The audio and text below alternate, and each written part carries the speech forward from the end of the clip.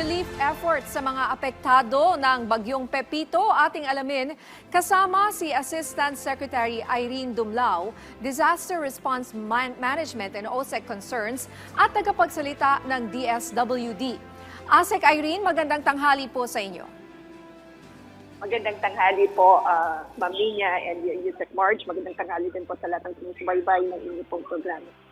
ASEC, gaano kalaking halaga po ng Quick Response Fund ang natanggap ng DSWD mula sa Department of Budget and Management bilang replenishment sa patuloy na assistance sa mga apektado ng bagyo? Yes, last week nga po natanggap natin ang 875 million pesos na replenishment ng Quick Response Fund ng DSWD at ito nga po ay ginagamit ng Disaster and Response Management Group para makapamili ng karagdagang mga welfare goods o mga raw materials na kakailanganin po natin for the production of additional food packs. And at the same time, ginamit din po natin ito para naman sa pag-procure ng mga pre-packed relief items mula sa mga existing framework agreements natin with the private manufacturers and retailers. So lahat po ng mga ito, ang intention ay madagdagan yung pong mga family food packs na i-release natin sa mga local government units at isinasagawa na pag-stockpile o pag-preposition sa mga iba't ibang warehouses ng ating ahensya. ASEC Irene, baka pwede mong ipaliwanag po kung bakit, ano po itong Quick Response Fund at saan po ba naka-allocate ito bukod sa family food packs?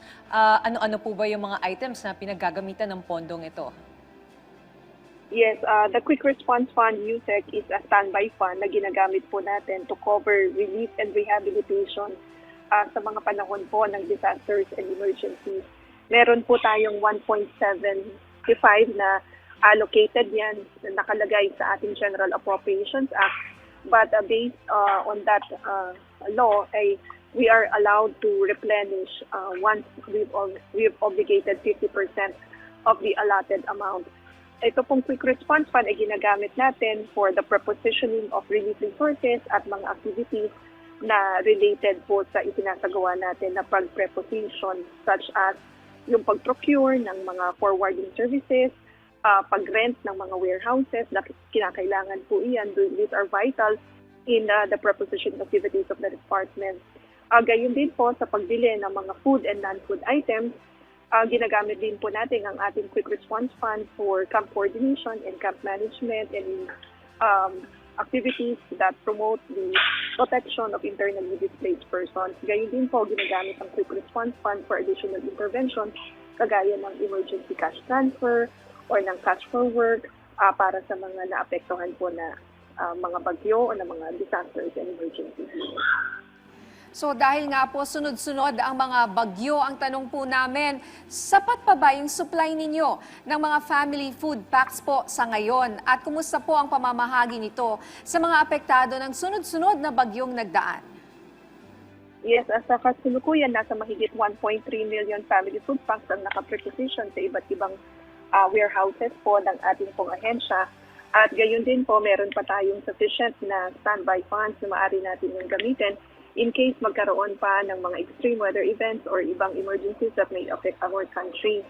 Sa kasalukuyan, para sa mga rehiyon na naapektuhan ng bagyong Nika, Ophel, and Pepito, nasa mahigit 400,000 family food packs have already been released. That's equivalent to more than 125 million pesos worth of humanitarian assistance. At nagpapatuloy po tayo na nagpapahatid ng tulong. Kahapon nga po, nagtungo si Secretary Rex Gatchalian sa Virac Catanduanes, nakipagpulong siya sa provincial government, and bagamat meron tayo naka-preposition na 10,000 family food packs sa warehouse natin sa Catanduanes, we have committed additional 45,000 para ma-sustain yung disaster response efforts.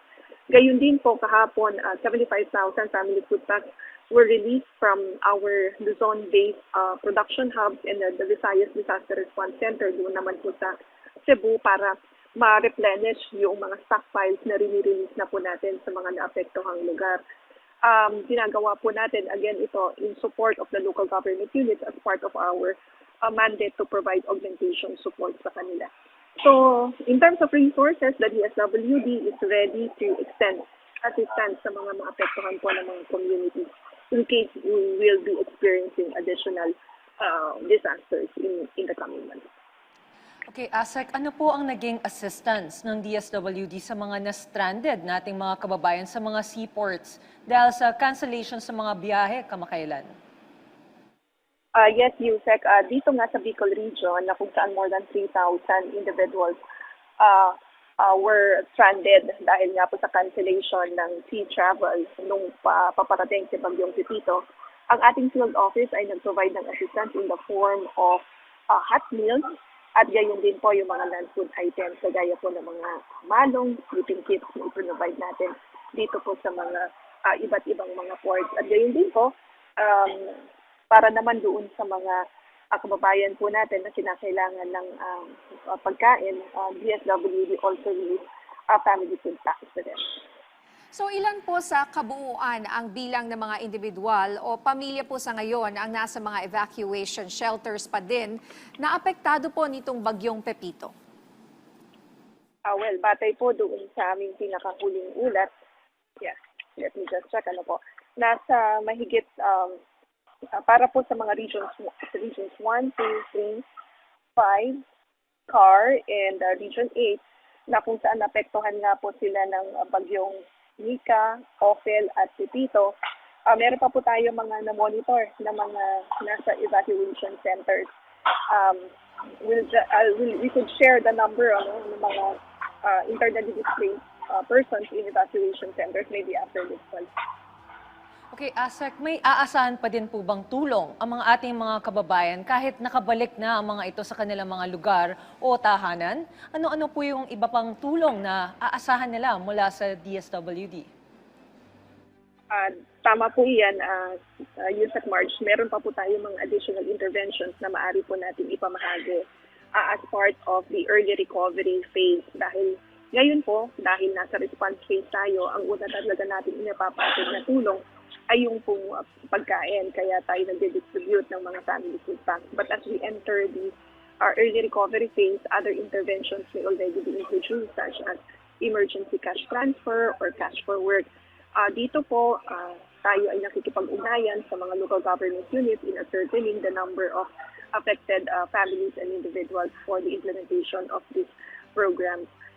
Ito po, we are implementing this after the conduct of the rapid damage assessment and needs analysis, wherein we are able to determine that additional interventions are necessary. And kapag merong pong declaration ng state of calamity at nag-open na po yung mga markets in the affected areas, we could already start implementing because these are trigger mechanisms. And of course, with funds available, pwede na po tayo mag-implement yan. Ang mahalaga po dito, masuportahan natin o we are able to contribute to the early recovery ng mga naapektuhan natin mga kababayan and support the restoration of their normal psychosocial functioning. Balikan ko lamang po yung mga bilang ng mga kababayan natin na nasa mga evacuation centers pa po. Batay po dito sa pinakahuling ulat, meron pang more than 115,000 families who are still taking temporary shelter in 3,267 evacuation centers in regions 1, 2, 3, Calabarzon, Mimaropa, 5, 8, and the Cordillera Administrative Region. Okay, mensahe o paalala nyo na lang po sa ating mga kababayan, lalo na po yung mga nag-aantay pa rin po ng tulong mula po sa inyo sa DSWD. Meron ho bang lugar na pinaka-challenging puntahan, katulad po ng Catanduanes? Batay po doon sa communication that we had yesterday in some parts of Catanduanes like Indira, in Panganiban, dahil mga island o mga coastal areas po ito, we had to wait for a period bago tayo makapagpadala ng mga family food, ng karagdagang mga family food packs. But it's good that we are in close coordination with the logistics cluster of the NDC, particularly the Office of the Civil Defense, dahil natutulungan po tayo to transport itong mga family food packs na pinapahatid natin sa mga local government units. So natutulungan po tayo with the provision of air assets, so tayo nakakapagpalipad ng mga karagdagang food packs. Para po sa mga kababayan natin na nakikinig at nanonood, nais po nating palalahanan na ang bawat isa na ang DSWD ay nakahanda na mag-provide ng kaukulang tulong para sa mga disaster-affected communities. Kung may mga concerns po, maaari po kayo magpadala ng mensahe sa aming pong official communication platform at DSWD Serves at in Facebook, Instagram, and X. At maaari rin po kayo magpadala ng mensahe sa mga numerong 0917-110-5686, 0917-827-2543, at 0919-911-6200. Maaari rin po kayong bumisita sa aming official website, that's www.dswd.gov.ph. Sa ano pong mga katanungan or inquiries, we are ready to respond. Ang nais po natin muling banggitin na nakahanda po ang DSWD na tumugon sa lahat po ng inyong mga pangangailangan. Maraming salamat po sa inyong oras, Assistant Secretary Irene Dumlao, Disaster Response Management and OSEC Concerns at tagapagsalita ng DSWD.